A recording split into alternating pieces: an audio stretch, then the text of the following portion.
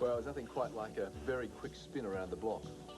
Now, you may not be a biking aficionado, but take it from me that the Bimota firm have been known particularly for their innovation. And over the last couple of years, their research teams have been working very heavily on this bike. It's the Bimota Tesi, and this is the first of only 3 Tesis that's ever been built. Now, Tesi is Italian for thesis, and that's really quite apt because that's indeed what this is, because it represents a totally new concept in engineering. The Bimota DB1 over there, along with almost every other bike in existence, employs telescopic forks, and inherent in that design are a few problems. When braking, the weight of the bike is thrust forward down onto the front suspension. Now, if this happens during cornering, it can lead to altered handling characteristics and some very uncertain results.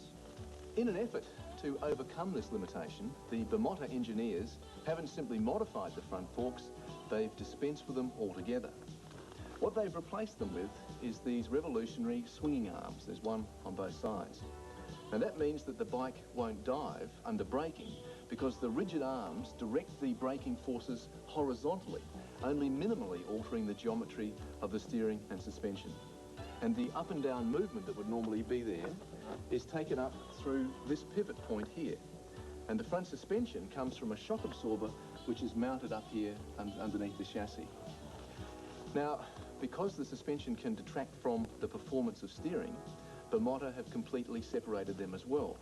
The steering is now entirely hydraulic. A master cylinder that's located up here underneath the fairing drives a slave cylinder here, which is connected to a piston which actually turns the wheel as you turn the handlebars. Now, it's a bit difficult to understand how it works, but imagine that there's these swaying arms on the side, on either side, and there's an axle that goes from one side to the other.